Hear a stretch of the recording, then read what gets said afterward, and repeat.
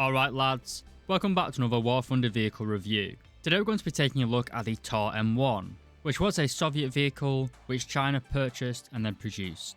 Hence, why this Tor is coming to you in the Chinese tech tree and not the Soviet one.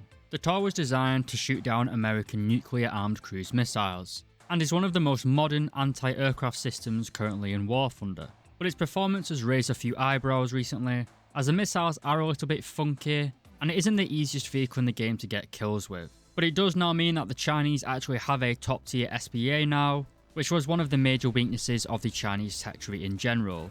Anyway, to unlock this tank, you're going to have to grind out 390,000 research points before purchasing it for the cost of 1,060,000 silver lions. This tank is of course a rank 7 vehicle in the Chinese tech tree, sitting at battle rating 11.0 for arcade, realistic and simulator.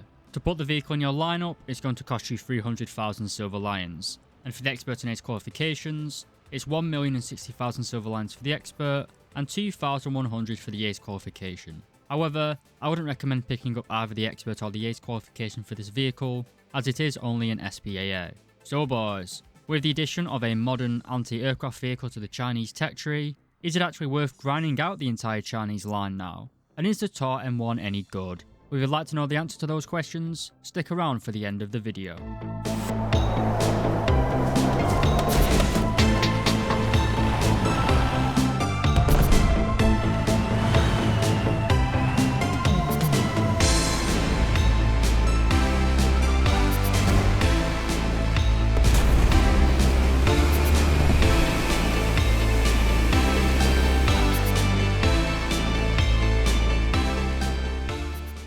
Alright lads, welcome back. Starting with the mobility, and the tank is powered by an engine producing 840 horsepower.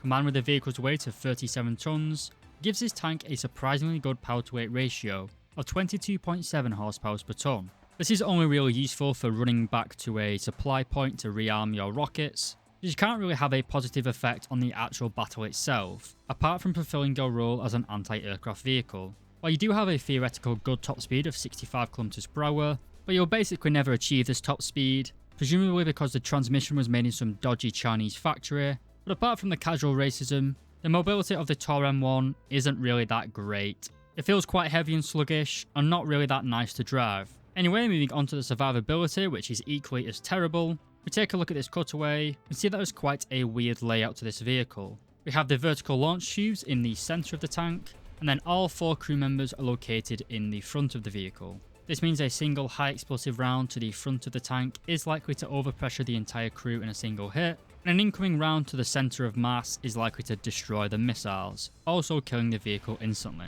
So we're not off to a great start here, are we boys? Well boys, it's all downhill from here, kind of like the CCP leadership. Anyway, I'm not even going to cover the actual armour thickness itself, because it's just abysmal. It's made of the cheapest finished Chinesium on the market, and basically anything bigger than 12.7mm will be able to penetrate your armour. We're going to skip right onto the missiles themselves, or more accurately, the radar. We have 2 types of radar on the Tor. Our search radar is a F-band radar. This F-band radar allows it to look out quite a long way, but doesn't give it a high enough resolution for a fire solution. This is where our K-band track radar comes into its own. This is a much higher frequency radar, but has a lot shorter range, only being able to lock a target at a maximum of 20 kilometers.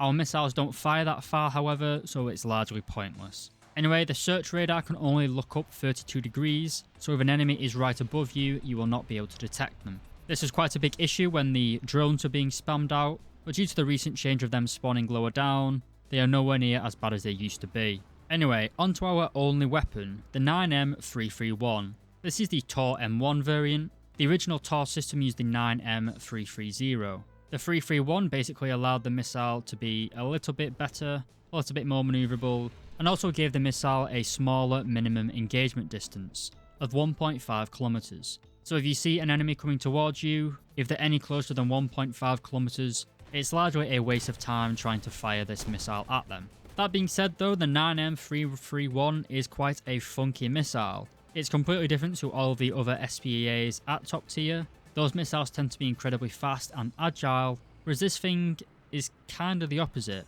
Starting with the speed, it's only 850 meters per second, which is quite slow to be honest.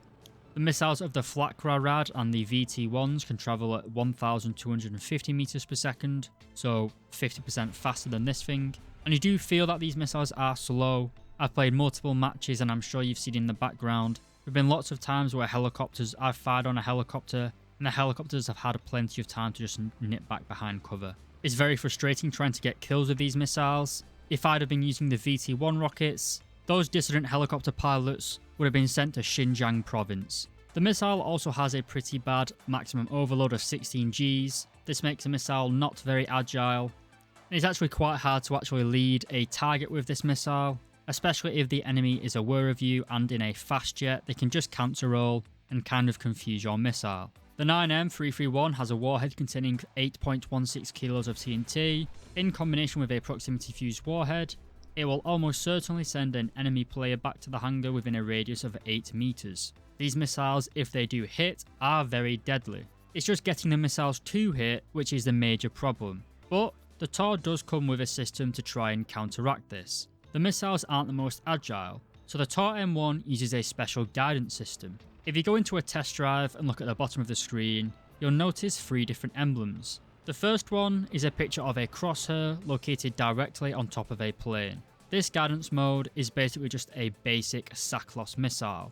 The missile will travel basically wherever your crosshair is aimed at. If we change it again, we can see that the crosshair is now leading the plane. This setting basically turns on proportional navigation, and the missile will try to lead the enemy. This is very good against an enemy jet that isn't aware that you are firing at them, but because the missile is now tracking in front of a jet, if an enemy changes direction, they have basically just cranked your missile, basically defeating it. You won't have this problem with helicopters though, as they generally aren't agile enough to dodge, unless they get behind cover. But it is very easy for enemy jet players to counter these missiles, especially if they're paying attention.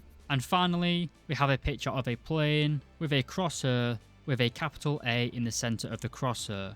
This is the automatic mode. When you have this missiles mode selected, when you fire a missile, War Thunder itself will decide which is the better guidance system. In theory this is great, but in reality it just leads to the missile going in spirals and circles all over the place. So I'd recommend selecting between the direct control and the leading control, depending on what you are shooting at. This seems very complicated, and it is, I'm not going to lie. This is probably the biggest weakness of the Tor-M1. It's just very fiddly to use. It's not like a Tunguska or an ADATS where you press spawn in, you point at an enemy and then press the fire button. You kind of have to do some maths in your head to find out what's the best tracking mode. You may as well just enlist in the PLA and actually man one of these things yourself. It's basically just as complicated. All these things combined together makes the Tor-M1 not really the best top tier SPEA. It is good that China finally do get one, but China do have a reputation for making dodgy knockoff copies of stuff and then pretending it's world class. And I think Guardian have just kind of done the same thing here. They've added something that's kind of dodgy and pretended that it's one of the best SPAs in the game. I don't think that's true at all. I don't think this is one of the best air defense systems at all, really. I'd much rather have an ADATS or a Tunguska. And while this system is more modern than those platforms, I'd say that in War Thunder, where enemies tend to be a lot closer and a lot more maneuverable, the ADATS, the Tunguska, the Flak-Rad, the VT-1 missile carriers, they're a lot more meta, they get a lot more kills. It is nice that we have the Tor in the Chinese territory. It does make the Chinese a lot more viable at top tier. But the Tor-M1 isn't a reliable close air support weapon. You can't guarantee that you're going to defend the airspace because the missiles sometimes just have a mind of their own. And because the missiles are fairly slow, it's very easy for enemy jets to crank them or just counter them outright. And helicopters have quite a long time to get into cover. Anyway lads, if you enjoyed the video, please do consider leaving a like and subscribing. And be sure to let me know down below in the comments what vehicle you guys would like to see reviewed next. Finally, I'd like to say a big thank you to my YouTube members, Wolfie Fly, Joseph Metcalf, Tom213, Just Someone, Dr. Bob, DubOLX, Tans, William Tessier, and Lola Alfonsi. Thank you very much for watching this video, lads. If you made it this far, leave a comment saying Postman Pat,